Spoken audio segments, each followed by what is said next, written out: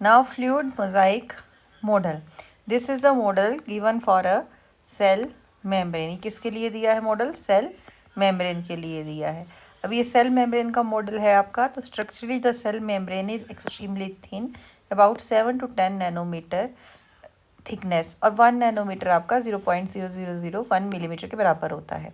अब ये जो है it is bilayer. Bilayer means ये ऐसे करके यहाँ यहाँ ये ऐसे करके आपके फैट लिपिड बाईलेयर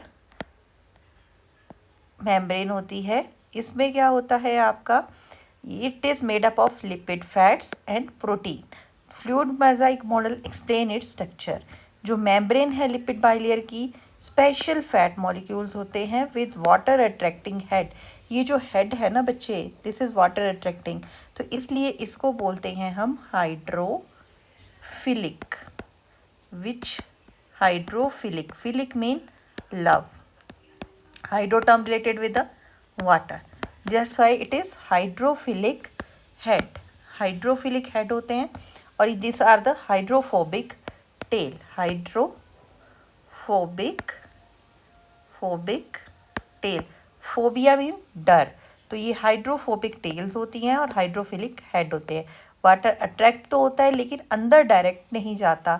जैसे हमारी स्किन होती है, हमारी स्किन के ऊपर वाटर तो आ जाता है, ठीक है, ऐसे थोड़ी देर के लिए रह भी जाएगा, लेकिन वो एब्जॉर्ब नहीं होगा. अब हम लोग क्रीम यूज़ करते हैं, क्रीम जो है हमारी वो एब्जॉर्ब हो जाती है क्योंकि उसके बीच में हमारे लिपिड सॉल्युबल्स जो हैं वो डाले होते हैं, इसलिए वो हमारी स्किन में एब्जॉर्ब हो जाती हैं. Then the molecule can move sideways, flip and rotate within a membrane, hence it is known as fluid. अब इसको fluid क्यों बोलते हैं? क्योंकि ये जो आपकी ये जो molecules है, ये वेरियस टाइप ऑफ प्रोटीन्स यहाँ पे प्रेजेंट होती हैं जो आपकी मॉलिक्यूल्स को अंदर एंटर करने के लिए क्या करती हैं? अलाउ करती हैं कि जो चीज़ यहाँ से डायरेक्ट इन हाइड्रोफोबिक हेड के थ्रू एंटर नहीं कर हो पाती, वो आपकी जो इंटीग्रल्स प्रोटीन्स हैं इनके थ्रू चैनल होके अंदर क्या करती हैं? एंटर करती हैं. Protein in a membrane act like a gate keeper in helping the substance pass through. अब आपके जो गेट कीपर्स जैसे सिक्योरिटी गार्ड्स होते हैं ना, तो उन्हें हमें पहले बताना पड़ता है कि हम किस काम के लिए अंदर जा रहे हैं, क्यों जा रहे हैं. दे विल अलाउ अस, वो हमें अलाउ करते हैं कि हम जा सकते हैं अंदर, नहीं जा सकते. उसी तरीके से हमारी जो सेल मेम्ब्रेन होती है वहाँ पे integrals proteins, these are act as a gate keepers. ये जो प्रोटीन्स होती है गेट कीपर्स होती है. तो कुछ ही मॉलिक्यूल्स को जो हमारे लिए बेनिफिशियरी होंगे वो हमारे अंदर जो है वो उनको या क्या करेंगे? अलाउ करेंगे, अंदर जाने के लिए अलाउ करेंगे. ठीक है. Then since fluid since the molecule are arranged like a tiles in a mosaic, it is called mosaic. ये मतलब हमारा जो molecules है ये mosaic की तरह randomly attach होता है, इसलिए इसे बोलते हैं mosaic. All living cells communicate with their surrounding and their neighboring cell through the cell membrane. However, cells of plant, fungi, bacteria have additional layer around cell membrane, और उसे हम बोलते हैं सेल वॉल. जो फंजाई होती है, जो हमारे अदर मॉलिक्यूल्स हैं, मैंने आपको पढ़ाया था पिछले लेक्चर्स में कि उनके पास क्या होती है? एक extra membrane, that is known as your cell membrane. उसको क्या बोलते हैं? Cell membrane. Now this is the activity given to you that you can perform in your laboratories.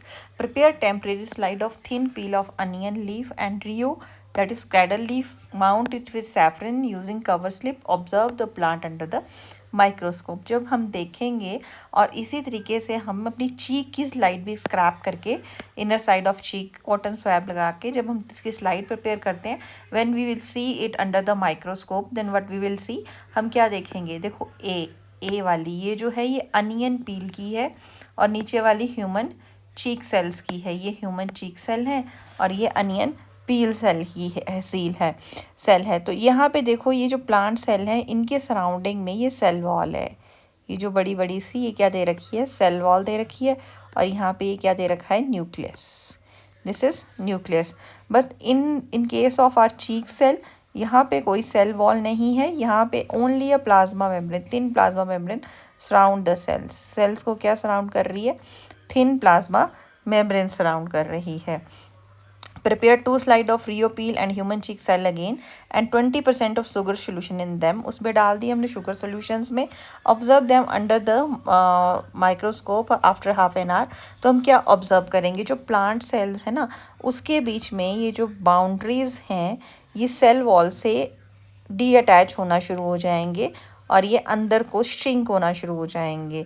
ठीक है, लेकिन इन केस ऑफ जो चीक सेल है उसके केस में क्या होगा, ये वो बिल्कुल ही आपका छोटे छोटे सेल श्रिंक, बिल्कुल श्रिंक, जो सेल वॉल उनके पास होती नहीं है, मेम्ब्रेन जो है वो आपके सेल ही आपस क्या हो जाएंगे, श्रिंक हो जाएंगे, सेल ही क्या हो जाएंगे, श्रिंक हो जाएंगे. Okay, now cell wall, the outer covering of the cell. In general plant can't move from one place to another. ठीक है, we need a rigid structure to withstand the environment. अब plant एक जगह से दूसरी जगह तो मूव कर नहीं सकता, इसलिए उसका जो स्ट्रक्चर है वो कैसा होना चाहिए, रिजिड होना चाहिए, ताकि वो एक जगह पे सरवाइव कर सके.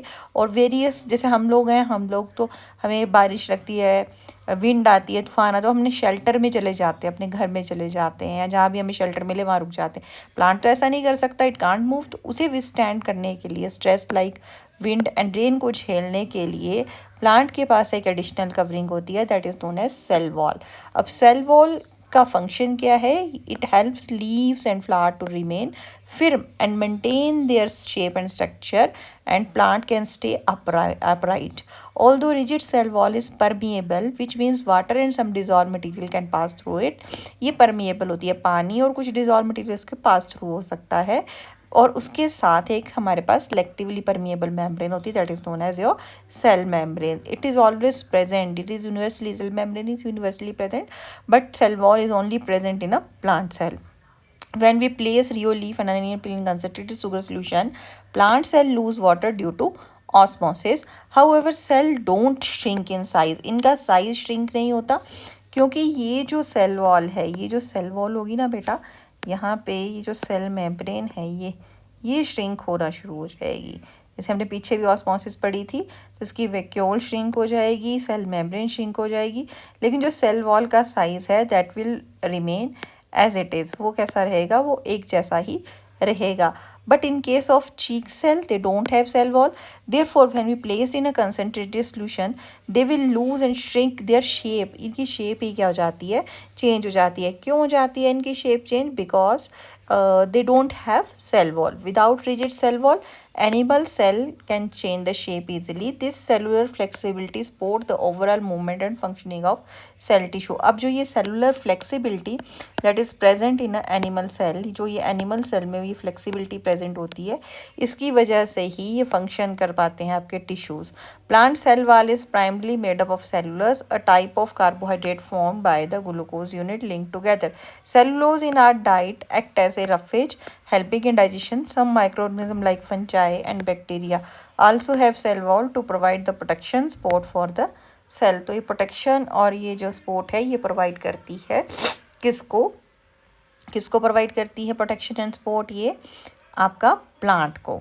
ओके, तो cell wall is very important thing that is present in a plant cell.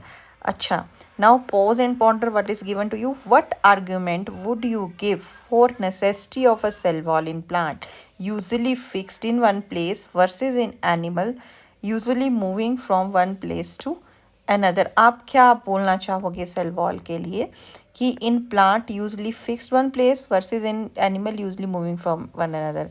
अच्छा, नेसेसिटी इज दैट कि plant don't move here and there. ठीक है, that's why they have to face many stress, many wind, that's why they have cell wall in that. While in case of animals, they can move from one place to another place, so they don't need the cell wall. They need flexibility. Okay, what consequence would you predict for a plant cell if its cell wall were to become a flexible as a cell membrane? तो वो आपके जो plant हैं, अगर वो cell wall भी flexible हो जाती है, दे कैन ब्रेक. ठीक है ना, वो टूट जाएंगे. इतना ड्रास्टिक कंडीशंस आती हैं. अगर वो श्रिंक हो गया तो प्लांट का साइज श्रिंक हो जाएगा, प्लांट सर्वाइव नहीं कर पाएंगे for long years. That's why जो सेल वॉल है that must be a rigid. Why it is important to cut 2 potato pieces in roughly equal size and measure their initial weight before placing them in different liquid? Because अगर हम उनका पहले size और ये नहीं major कर पाएंगे, initial wait अगर हम नहीं मेजर करते हैं उनका, तो हमें पता कैसे चलेगा कि उसमें क्या चेंजेस आए हैं, है ना, क्या चेंजेस आए हैं उसके बीच में पोटैटो के पील में, अगर हमने साइज़ सेम नहीं किया या उनके, हमें उनकी चेंजेस का पता नहीं चल पाएगा कि क्या कोई प्रोसेस उनके बीच में हो रही है जब हम उसे शुगर सोल्यूशन में डाल रहे हैं या नहीं हो रही है. These are the pose and contour that we have discussed in this lecture. Now about the other organelles we will study in another lecture. उसको हम other lecture में study करेंगे. Okay, thank you.